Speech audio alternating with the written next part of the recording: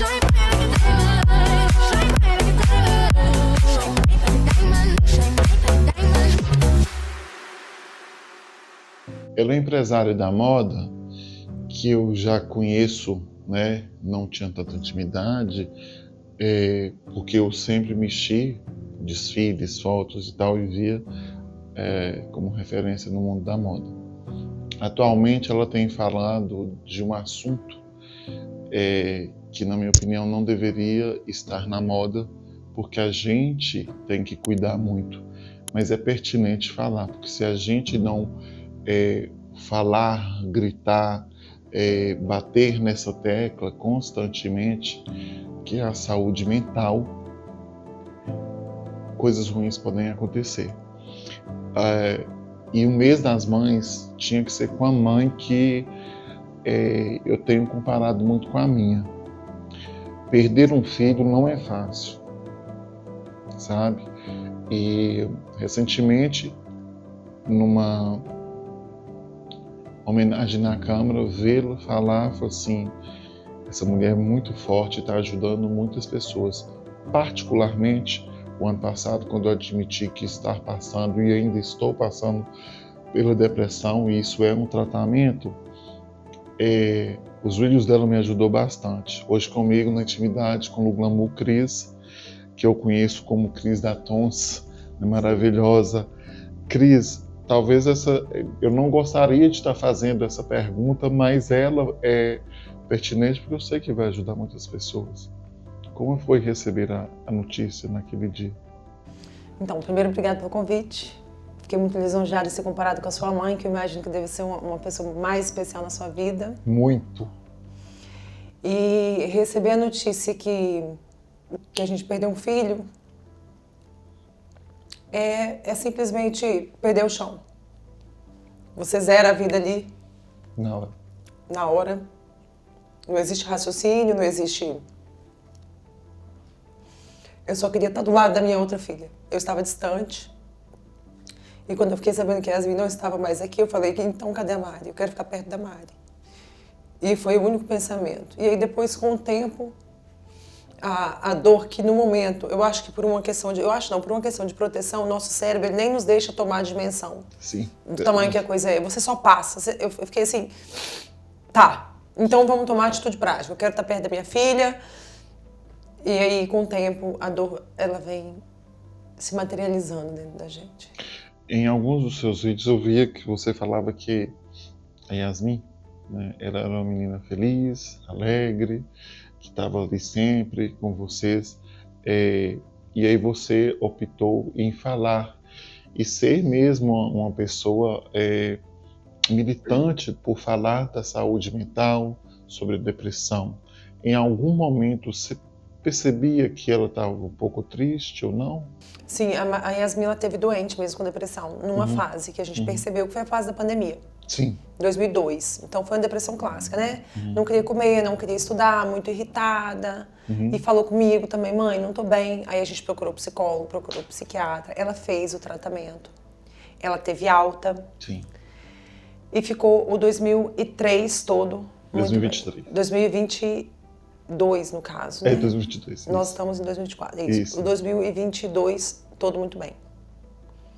Eu percebia alguns momentos ainda de ansiedade, eu percebia, ela estava para estudar fora, ela ia estudar em Vitória, que foi como a Mariana fez, é um passo muito comum na nossa família, e de lá ela ia para o intercâmbio. Então as pessoas me questionam, mas com 15 anos a sua filha estava morando com a sua irmã? Eu falei, sim, mas aos 16 ela estaria agora, em julho ela estaria indo para o intercâmbio. Eu preparo minhas filhas para a vida. Sim, mãe. Né? Então, e se não tivesse acontecido o adoecimento dela, ela teria feito tudo isso com sucesso, porque ela era muito competente. E aí, depois da alta, a gente percebe assim, que a depressão estava voltando, quando ela já estava morando fora. Já em 2023, 20 dias antes dela morrer. E eu conversei com a Fê, filha, você está achando que a depressão está voltando? Ela falou comigo assim, mãe, eu já estou tratando isso com a minha psicóloga. Pode deixar, eu estou bem. E aí foi um dia muito especial para mim como mãe, porque essas coisas, elas ficam para a vida, elas não vão junto com o filho que morre. Foi um dia que eu consegui conversar sobre tudo com ela. Eu falei, filha, eu não sei o que está te angustiando. Eu não sei que os jovens hoje estão com muitas questões sexuais. Sim, sim. Eu não sei se é uma questão sexual. Eu não sei se é uma questão de você querer voltar para casa. Eu não sei o que te entristece. Mas eu quero te dizer que eu estou com você até o fim, no que você quiser, filha, no que você precisar. Você não tem noção de como uma conversa dessa, de uma mãe para um filho, de como isso carrega a gente. E você sabe que isso é exceção, que nem toda mãe conversa. E ela falou assim comigo, mãe, eu tô bem. Só que só uma observação, quando ela falava comigo que estava bem, eu não via minha filha olhando nos meus olhos assim, ela olhava acima da minha cabeça. Naquele dia eu não percebi, mas hoje eu percebo. Ela olhava assim, ó, acima. Mãe, eu tô bem, fica tranquila. Mas ela já não estava me vendo mais. Quando eu falei para algumas pessoas próximas que o ano passado eu não tinha vontade de levantar da cama. Eu não sentia vontade de acordar. Mas eu tinha, por questões, até fazer isso aqui, que era uma das coisas que eu mais gosto, de passear, de ir na igreja com minha mãe, mas em alguns momentos mesmo eu não queria existir. E eu vejo, quando eu relatei o número de pessoas, eu faço ideia para você, quando você resolveu abater nessa tecla, o que mais tem te surpreendido, Cris? O processo todo. Porque não foi um projeto. Agora minha filha morreu, então a partir de hoje. Não foi assim que aconteceu. O que aconteceu foi que eu fiz uma primeira postagem 30 dias depois da minha filha ter partido. E tanto o meu Instagram quanto o do Sandro, que o Sandro a gente é muito conhecido aqui em Valadares, né? A comunidade nos acolheu assim...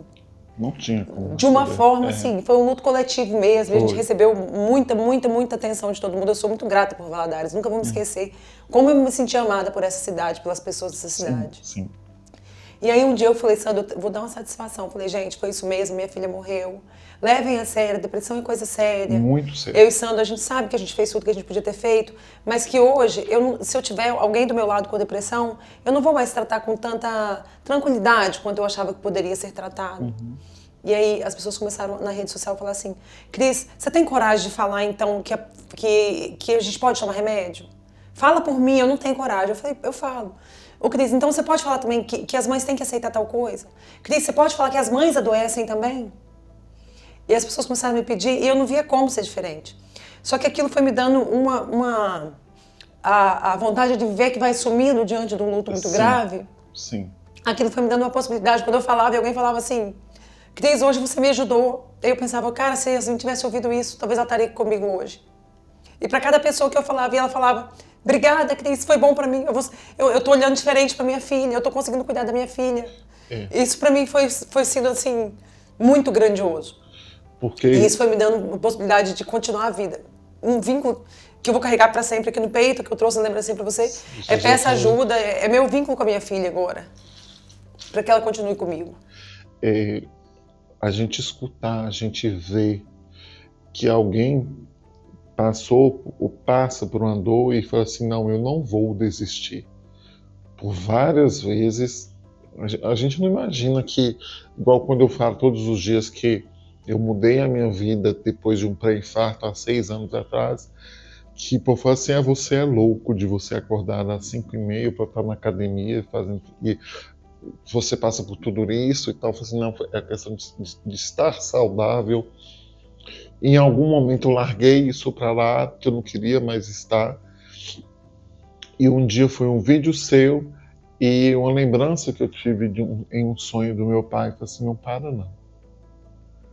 Não para porque é muito forte, é muito grande. Se eu faço ideia de quando você anda na rua.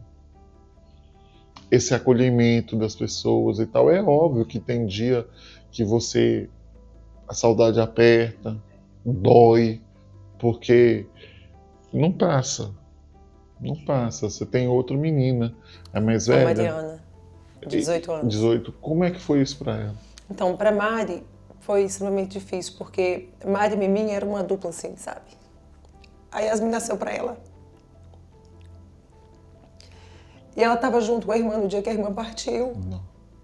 Então foi muito pesado. E a Mariana, um ano difícil também, que é um ano de vestibular. Minha filha é muito estudiosa, graças a Deus passou no FMG agora em arquitetura, apesar de tudo. Ela queria continuar a viver, mas não conseguia, né? Depois que a irmã partiu. tem aquele momento ali muito difícil. Não conseguia voltar a estudar, não conseguia se encontrar de novo, foi muito difícil, está sendo muito difícil. Ela sente muita falta da irmã, porque elas eram irmãs de verdade, conviviam muito. Parceiras, companheiras. Parceiras demais. E sempre fica o questionamento para quem vai para o suicídio, para nós que ficamos. Por que a gente não foi o suficiente, sabe? Então eu penso isso, a Mari pensa isso, o Sandro pensa isso. Por que nós não fomos o suficiente para ela? Por que ela não ficou pela gente? Por que ela não pediu ajuda pra gente? E aí... Eu já ouvi dizer, e isso é o que eu sinto também, por mais que as pessoas banalizem, eu não valorizo, eu não pare e preste atenção para o meu amigo está sofrendo. É uma dor tão grande que a gente se pergunta, da onde vem, meu Deus? Por que está doendo tanto? A vontade de nem sair daqui. Aí foi aí que eu voltei a estudar psicologia. Porque enquanto eu não entendesse tudo o que aconteceu com a minha filha, eu aprendo e entendo todos os dias sobre depressão, eu não conseguiria seguir. Então, essa dor vem de uma inflamação do sistema nervoso central, vem de um mau funcionamento cerebral. Essa dor, ela não existe só através da não vontade, ela existe de funções que não estão sendo feitas no seu organismo. O organismo está adoecido. É uma questão química, daí que a medicação ajuda, em alguns casos. E a questão química ela é tão grande, que a gente vai falar hoje de pessoas que não conseguem enxergar, não conseguem andar. É a única dor, a dor do suicídio, é a única dor que é insuportável de ser sentida. Todas as outras são suportáveis. A depressão não é suportável. Quando você começou o passo a passo em falar, em ajudar quem fala assim, ô Cris, fala que uma mãe sofre, fala que o irmão sofre, o pai, os amigos. Quando você viu que isso estava tornando muito grande, você viu a importância de não parar? Ah, com certeza. Eu acho que é porque eu falo de um lugar diferente, eu falo do lugar de quem perdeu. Sabe? Eu falo do lugar de quem é julgado. Porque nós que somos família que perdemos alguém por suicídio, é julgado. Nós somos julgados. Quem parte por suicídio é julgado. E enquanto eu viver, eu não vou deixar ninguém falar mal de quem partiu por suicídio. Exatamente. Nem de que minha filha foi covarde, nem que a sua filha foi covarde, que o seu filho foi um herói. Nossa, como ele teve coragem. Não é uma questão de ser covarde nem herói. É uma questão de adoecimento e ponto. As pessoas não entendem. Nós estamos num mundo onde que tudo é para aqui, para agora, tem que ser resolvido agora, e que tudo é muito romantizado, tudo que se pode, e se esquecem dessas dores, da minha dor, da sua dor, da dor do outro, e falam que é bobagem. Eu escutei falando aqui antes de uma grande amiga do mundo digital, que era viadagem em admitir que eu estava com depressão. Eu fiquei chocado, mas eu não me deixei baquear e nem deixar de me tratar e nem deixar de pedir ajuda, né? Sempre conversando muito com a Ju, escutando seus vídeos, meu terapeuta levantando, não, hoje vai ser melhor, vai ser diferente. Você lida com pessoas que debocham Da depressão? da depressão. Eu acho que debochar em si não é a palavra. Eu também já fui assim, de falar, nossa, ainda bem que a Yasmin parou com aquela bobeira de depressão, sabe? E ainda pior, eu já ouvi como, por exemplo, um profissional da saúde, inclusive que deu alta para ela falar assim, com a mãe como você não tinha como ser diferente, é claro que ela ia ter alta. Olha, tudo que eu queria ouvir. Sou uma mãe tão boa que eu curo minha filha, tem coisa melhor? Não. Eu achava que eu era capaz mesmo, que era só eu dar uma boa educação para ela, só eu dar princípios para elas e protegê-las, que elas nunca adoeceriam mentalmente. Que doença mental é coisa de família ruim, que doença mental é coisa de pessoas fracas, e eu não vou criar filha fraca. Eu também já pensei assim, eu pensei, nossa, a Yasmin tá com essa bobeira de depressão, não aguento mais isso acabar. E é por isso que eu tenho necessidade de falar. Isso é porque isso é da adolescência. Isso é influência de amigos da escola. Uhum. Enquanto ela ficar andando com esses meninos depressivos, vai ser assim. A gente nunca acha a responsabilidade do filho da gente. É óbvio que teve um dia que eu tive que olhar pro problema e tratar o problema. Mas ainda assim, tratando o problema, eu falava. Não tinha entendimento, por exemplo. Um dia que a gente estava na praia, um sol maravilhoso, um dia perfeito, e eu ia acordar ela, filha, a gente tá na praia que você gosta, na praia que você quer, vamos pra praia. Eu não quero ir pra praia, mãe. Quero ficar no quarto. Que isso? Você é uma menina mal agradecida. Como que eu te dou tudo e você não quer? Vai levantar e vai pra praia. Eu e Sandra, a gente se culpa tanto, a gente fala, por que nesse dia a gente não falou assim, tá, você quer ficar no quarto? Ou o papai ou a mamãe vão ficar com você? Por que a gente não tinha esse entendimento? Então eu quero que os pais tenham esse entendimento. Se não tá bom pra eles, fica, fala, filho, você quer ficar no quarto hoje, mesmo estando o sol lindo lá fora? Eu fico no quarto com você. Esse dia especificamente, eu e Sandra, a gente sempre se pergunta, passando, por que naquele dia um de nós dois não ficou até ela querer sair? Porque talvez a gente conseguisse que ela quisesse sair. Mas eu acho que pai e mãe tem muito isso de empurrar o filho, sabe? Sim. Vamos, é uma função linda nossa, sim, né? Sim, da mesma forma que você está incentivando para ela fazer um intercâmbio, vamos embora, o dia tá lindo, tá maravilhoso, tá digno de um filme, novela de Manuel Carlos, Leblon e filme tal. Filme de família, né? E aí você não entende, a pessoa só falar, eu não quero. E é por isso que eu preciso falar sobre depressão. É por isso que as pessoas têm que ouvir, que é uma doença. Eu fui entender que as coisas para mim não estavam boas. Tinha uma única coisa que eu gostava muito de fazer, todas as semanas, que era estar com meu melhor amigo aos sábados, quando a gente sempre sai, a vida corrida demais, sempre sai, para lanchar, debater sobre os programas que a gente grava. Nunca falei isso com ninguém, mas eu passei a não querer mais fazer isso. De não sair mais com ele, de não sair mais com ninguém, de ou estar e querer voltar para casa. Uhum. Aí eu vi que o trem não estava bom. Porque se ele é uma pessoa que me faz muito bem, nem ali eu queria estar, o trem estava pesado. Eu não falei isso nem para ele. Não tinha coragem de falar com ele. Falei isso com o meu terapeuta. Ele falou assim, vamos ver o que está pegando aí, né? Escutar algumas coisas que a gente não gosta de escutar, tomar algumas atitudes que a gente não gosta de tomar atitude, né? Às vezes ser radical demais, o povo, mas você está sendo radical demais, eu falo assim, mas é preciso para mim retomar minha vida, entender o que está faltando, o que está agarrando aqui, sabe? Como eu disse, minha mãe é uma mulher maravilhosa, muito maravilhosa. Minha mãe é uma mulher maravilhosa. Me inspiro todos os dias nela. Ela é totalmente diferente.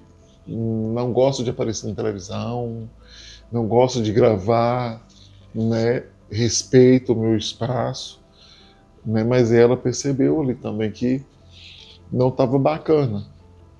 E aí eu consegui retomar. O Eric, o próprio Juscelio, o próprio Jamil, meu terapeuta, a Ju, você, ali com os vídeos, e a gente admitir que a gente precisa. É o primeiro passo. Né? Porque fugir, a gente vai querer fugir o tempo inteiro, mas admitir que a gente precisa de ajuda, porque nós estamos num mundo, Cris, que todo mundo tem que ser sensacional, todo mundo tem que ser maravilhoso, linda, poderosa, glamurosa. E eu amei o recadinho, o maior glamour é ter saúde mental e ser feliz, exatamente. Eu falo também que glamour é você dar bom dia, cuidar. Ser educado, né? Ser exatamente, sensível. Abraçar, sabe? Eu sou um amigo do abraço, eu sou um amigo que cuida. E uma grande amiga minha falou assim, você não está permitindo ser cuidado, sabe? E a gente, quando a gente abre a boca para falar, quando a gente grita, olha, tem uma coisa pegando aqui, o outro que nem tem intimidade com a gente fala assim, obrigado que você me curou hoje, que você me ajudou hoje. Né? E eu ouso a dizer que a Yasmin é um anjo hoje que está cuidando de você, do Sandro, da irmãzinha dela, do vovó, tios e tal, que está aqui nesse plano. E a Yasmin, eu falo que a Yasmin ela era uma pessoa muito grata, sabe? Uma pessoa muito nobre. E uma das coisas que eu tenho coragem e que eu tenho tranquilidade para vir aqui falar sobre ela, porque ela deixou tudo escrito pra gente. A Yasmin, ela escreveu o que ela chamou de um livro, mas não chegou a ser um livro, desde os 13 anos, onde ela escrevia toda a dor dela. Trouxe uma compreensão assim, imensa pra gente sobre a depressão. Você tinha o conhecimento ou teve Não, conhecimento a gente depois? teve conhecimento 10 dias depois da morte dela. Como é que foi isso? Ela deixou no bloco de notas do celular pra gente. E não era pra mim e pro pai. Como é que você descobriu? A minha irmã olhou o celular. Eu já tinha olhado o celular, eu me prendi muito a conversas. Eu queria saber se ela tinha contado para alguém, se alguém estava influenciando. Eu tinha muito medo, porque isso acontece. Sim. E aí a gente não achava nada ali. E aí eu falei para minha irmã, eu já olhei tudo que eu queria olhar, não quero olhar mais nada. Minha irmã falou, minha irmã é uma pesquisadora, assim, fantástica. Deixa comigo o celular mais um pouquinho, então. Eu falei, pode ficar, pode olhar o que você quiser. E daí minha irmã acha no bloco de notas o livro. Onde ela se apresenta, eu sou Yasmin, tenho 13 anos. Fala sobre a autolesão, como acontecia, por que acontecia.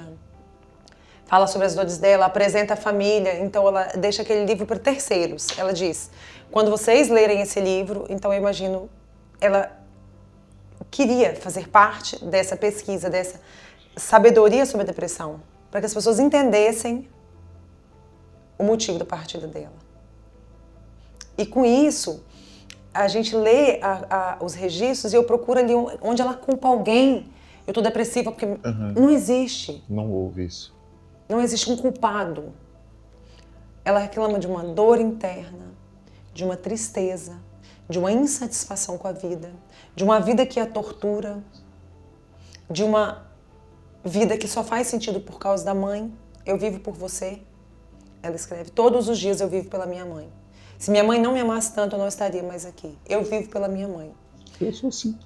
E ela dizia, eu não controlo, a minha mãe não me controla. Mas o amor dela me controla. Eu vivo através do amor da minha mãe. E eu escutei, eu lendo isso, vendo o tanto que ela me amava, e que não é ingratidão morrer de suicídio, não é falta de amor. Então ela escreve que ela não faria nada porque ela vivia pela mãe dela. Então, quando ela vai nos dando esses relatos que existem coisas boas, mas com a dor que ela sente, não vale a pena viver, você consegue entender a dimensão do problema. E a mensagem que eu trago, Lu, não é uma mensagem de morte, é uma mensagem de vida. Exatamente. É isso que eu quero deixar mais claro. Pra Todas você... as vezes que eu vejo você falar, falo assim, eu vou continuar.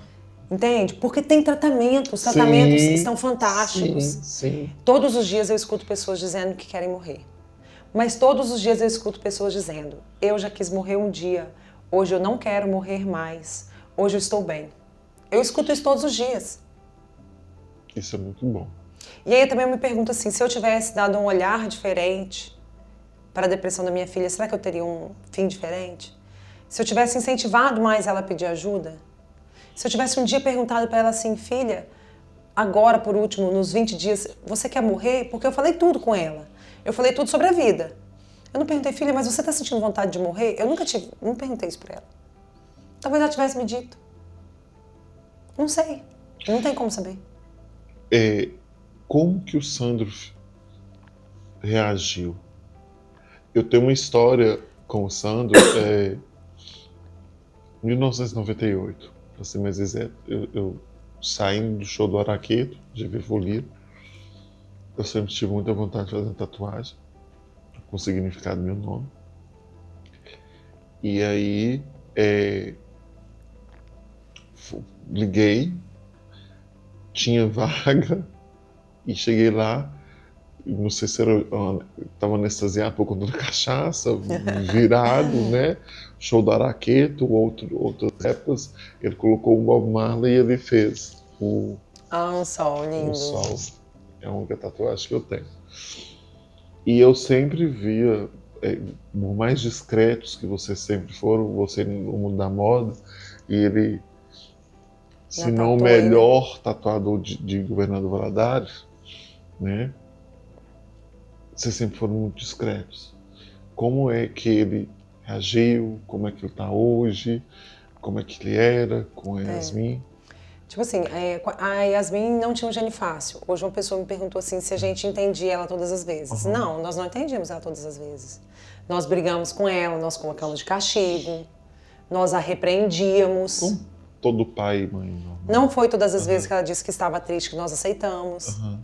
Nós tínhamos um relacionamento normal. E ela tinha uma personalidade difícil. A gente chamava ela de espoletinha.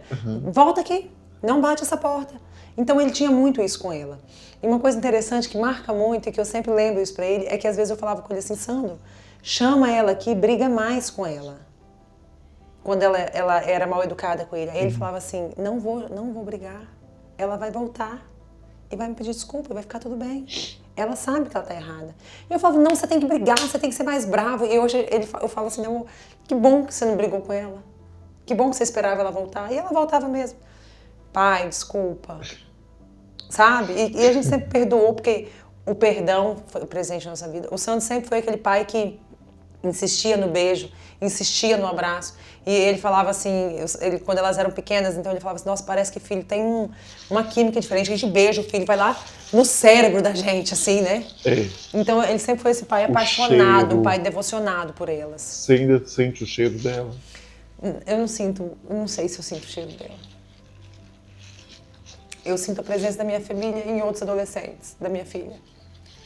Quando eu beijo, quando eu abraço, eu sinto às vezes um cabelo, eu fecho os olhos e imagino que seja ela. Eu sinto na Mari. Eu sinto às vezes quando eu estou num lugar em contato com a natureza, que eu gosto muito, tem uma brisa, me toca, eu sinto ela. Mas aquele cheiro que eu senti, eu não sei se eu sinto mais. Para mim foi muito difícil o momento das minhas duas perdas, meu pai e meu irmão, em momentos que eu tenho de arrumar as coisinhas deles. Pra mim foi bem forte. Você guarda alguma coisa dela? Guardo. Na verdade, assim, como eu tô me especializando em luto, eu fui muito bem assistida pela minha psicóloga da época também, a Tatiana Farradinho. Ela nos ensinou algumas técnicas, que é de desconfigurar ambientes, como por exemplo o quarto. E minha família é muito unida, minhas irmãs fizeram isso por mim. Então lá em Vitória, desconfiguraram o quartinho dela, que é tornar as coisas mais objetos. Tipo, se fosse essa bandeja, eu não deixaria ela nesse formato. Eu colocaria pão de queijo do lado, tudo, desfazer aquele formato de quarto sem tirar nada. Porque tudo é muito precioso depois que a pessoa se vai. Sim, sim. Então a única coisa que eu pedi pra minha irmã que ela procurasse até achar era o anel de 15 anos dela. Que é esse aqui. Eu falo assim que é o anel que tá nas mãos erradas, né? Mas é a última coisa que... Foi na festa de 15 anos, a gente fez a festa de janeiro, ela morreu em abril. Então minha irmã achou o anel de 15 anos, que era o que eu realmente queria. E eu queria umas bonequinhas que ela gostava muito. Eu acho que o que eu mais queria mesmo era o anel. E aí eu guardo as bonecas, tem uma bonequinha na minha cama, que é uma bonequinha dela. Você consegue, você hoje, para mim, na minha opinião, é a que mais tem ajudado pessoas com essa causa. Você consegue identificar mais faixas etárias? Ou está em todas as faixas etárias? Então, olha que surpreendente. Quando fez um ano que a Yasmin faleceu, é porque eu acho assim que rede social é um espaço, no meu caso, é um espaço de produção. Então, provavelmente você não vai me ver na rede social, ai gente, hoje eu tô chorando muito. Claro que eu posto alguma coisa de saudade dela, até como uma homenagem. Mas não é um lugar para eu me vitimizar. A intenção não é que vocês olhem e falem, nossa, que mulher vítima, coitada dessa mulher. Porque isso não vai me trazer nada de bom.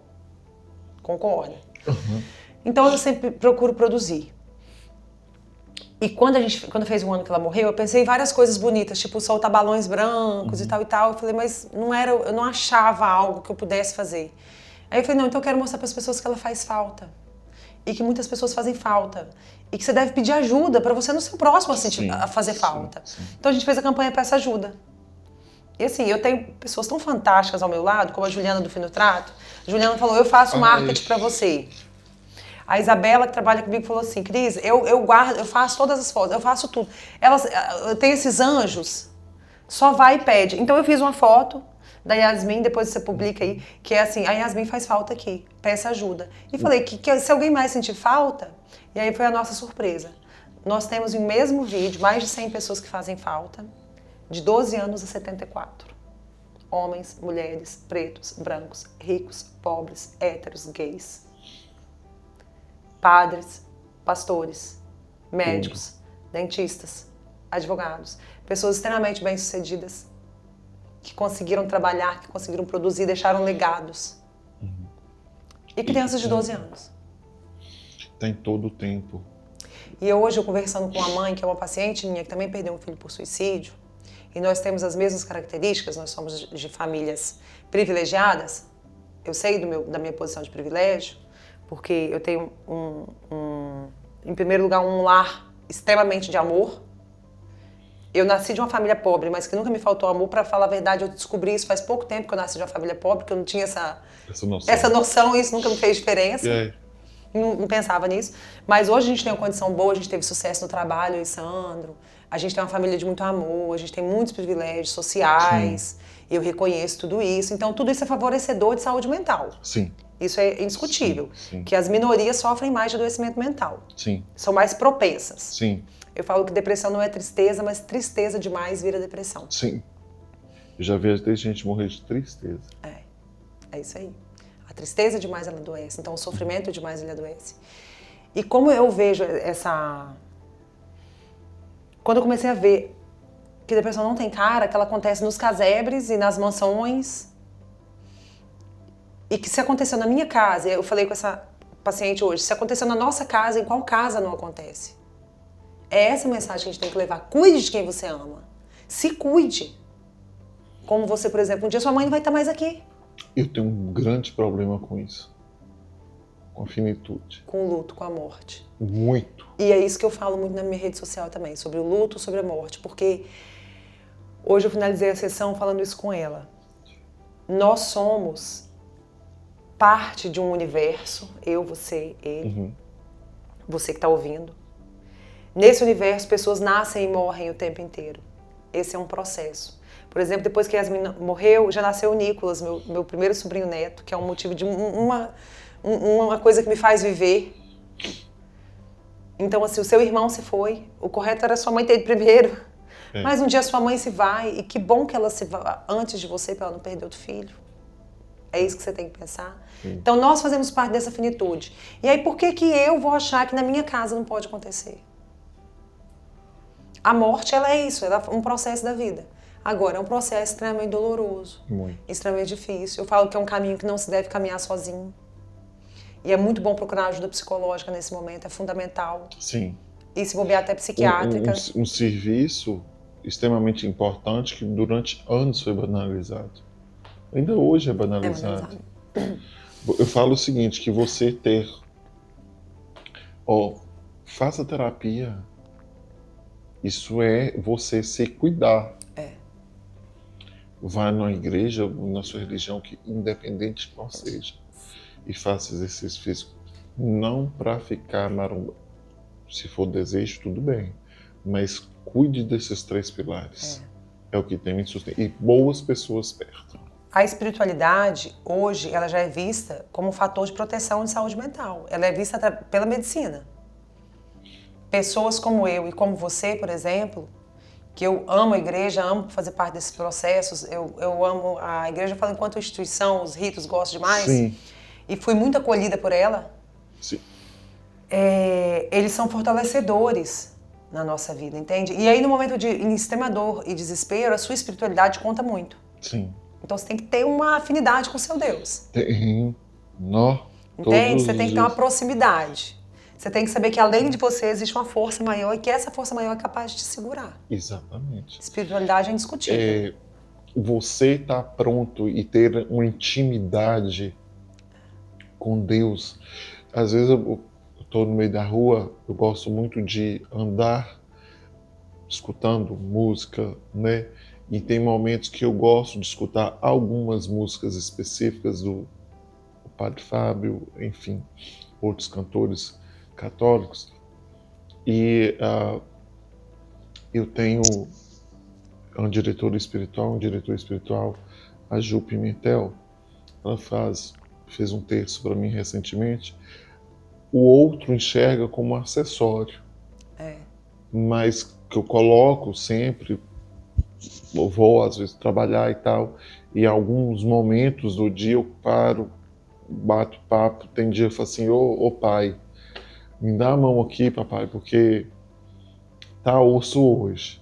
Então você ter essa intimidade e poder falar isso para o outro, poder falar assim, não desiste não, vamos embora, eu estou aqui, eu posso te ajudar, é fenomenal. Eu falo que muitas pessoas quando perdem alguém muito especial, como eu perdi, briga com Deus, né?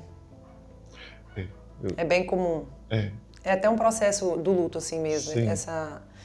E que no meu caso, quando eu perdi minha filha, e aí uma filha assim que tem uma caminhada de igreja, tanto que as primeiras pessoas que chegaram para nos acolher no velório, que eu nunca vou esquecer, foi o pessoal da igreja, foi o pessoal do EAC, eles chegaram, a tia Carla, o tio Silvio, com violão no velório da minha filha, foi uma cerimônia linda e que eu jamais teria condições de pensar em nada, mas foi lindo como tinha que ser, porque ela teve uma vida linda. O final também dessas pessoas que morrem por suicídio não define a vida delas, isso é muito importante. O fim não define a vida, o fim foi só a forma de partida. Você pensa, de alguma forma, em algum momento, publicar esse diário? Não. Não penso em publicar o diário, não tenho, por enquanto, vontade. Eu cito partes deles, às vezes, mas na íntegra, eu acho que... É íntimo demais. É íntimo demais e é uma dor muito palpável. Acho que é desnecessário fazer que o outro tenha acesso àquela dor. Acho que não é justo. A gente estava conversando antes que, infelizmente, na mídia meio que se proíbe falar, né? Porque pode isso, pode aquilo. Mas é importantíssimo falar da sua causa, né? Que tem ajudado. Eu estou aqui, eu falo isso abertamente hoje, e que vai ajudar muitas pessoas. A Cris, esse projeto Peça Ajuda, como eu tenho o meu Faça Por Você, e pedir ajuda não é fraqueza. Não, muito pelo contrário. É um sinal enorme. Exatamente. De força, né? A Cris tem projetos para que isso cresça ainda mais. Olha, eu falo assim que eu nunca quis ser famosa, lembra que eu te falei, mas agora eu quero. Onde vocês me chamarem, eu tô indo. Eu vou pra televisão, vou pra onde for possível. Por quê? Eu acredito. Você lembra anos atrás, quando a gente era mais jovem, que as pessoas morriam de AIDS? Sim. E se tinha alguém de AIDS na família, a gente falava, nossa, tá... Nem vai lá, porque aquela pessoa tá com AIDS. Exatamente. Nossa, e assim, e realmente a doença progredia rápido e matou pessoas maravilhosas, como Cazuza, como grandes astros. Várias atrizes, cantores, enfim. Enfim. E não se podia falar sobre AIDS. Um tabu enorme. E aí depois também a gente tem o câncer, que a gente não citava o nome, falava doença ruim. Eu lembro dos meus pais falando que as pessoas estavam com doença ruim. Não podia nem falar o nome, porque se falasse o nome, talvez podia atrair. Eu postei ontem a doença, era feio falar que a pessoa estava com câncer. Eu postei um videozinho ontem da Ana Maria Braga, que passou por 3 ou 4 cânceres, e o Pedro Rial falou assim, mas você, eu tive a informação que o seu médico falou assim, que nunca teve um paciente que recebeu a notícia, em todas as vezes, enfrentou ela, aí ela falou assim, porque eu queria muito que as pessoas entendessem que elas podem e devem acreditar que elas são possíveis. Então eu acho que nós estamos agora com a doença mental, a gente está lá naquela fase que a gente teve da AIDS, que a gente teve do câncer, que quando a mulher chegava no hospital com câncer de mama, ela estava fadada à morte, ela já era uma coisa enorme. Hoje em dia 90% dos cânceres de mama tem cura. Tem. Ou grande parte deles, me desculpe se eu estiver falando bobeira. Só que o que eu digo é o seguinte, então se hoje a gente não debater o assunto, a gente não falar, não levar a política pública, igual eu fui na Câmara, se eu não falar, olha gente, a saúde municipal precisa de mais atenção, a saúde mental. Exatamente. Existem, os países desenvolvidos, existem já os ministérios, igual o Ministério da Cultura, Ministério disso, Ministério da Felicidade, olha que bacana. Seria sensacional. Então, assim, nós estamos passando por uma fase onde o debate do suicídio ele tem que ser feito. Só que falar de suicídio exige muito tato e exige muito estudo. Então, antes de começar a falar sobre suicídio, eu comecei a estudar como falar. Quais são as técnicas, quais são as palavras mais adequadas para que não se leve ao incentivo realmente, né? Exatamente. Cris, eu queria muito te agradecer. Acho que não teve pessoa melhor para representar as mães neste mês de maio, que é o mês... Mãe é para ser comemorada todo dia, eu falo isso. Mas especificamente esse foi a minha escolha de ter você aqui, de falar, não só por ter me ajudado, mas a gente Fora as que falam com você, também tem as que não têm coragem de falar, olha, você me ajudou, né? E é infinitamente muito grande. Que bom. Muito grande. E eu acho que, eu falo que nós somos mãe de anjo. Exatamente. E assim, o recado que eu queria dizer para quem é mãe de anjo, e às vezes talvez a mãe é mãe só de anjo, né? Eu tenho Mari ainda. Mas para quem é mãe só de anjo, é que você é mãe, né? E que você tem alguém do lado de lá. Eu achei interessante quando eu tomei essa consciência. Gente, tem alguém meu no céu, olha que coisa, né? Exatamente. Tem alguém meu do lado de lá. Pede Papai do Céu tomando conta de vocês, toda Entende? sua família. Então, assim, nós temos alguém precioso que está do outro lado, que faz falta, que o coração dói, mas nós temos alguém. Exatamente. Só não está aqui. Só não está aqui, mas está cuidando Mas eu da tenho a gente. minha Yasmin. Cuidando do seu sono, do seu dia, dos seus momentos. Em alguns momentos especiais está ali do seu lado, você sentindo de alguma forma. Por um adolescente, por uma criança que veio, o Nicolas, ela está presente em todos os momentos. Com certeza. E para você que está aí do outro lado, peça ajuda. Peça tá? ajuda, se precisar, peça ajuda. Um beijo no coração de todos vocês. Obrigada.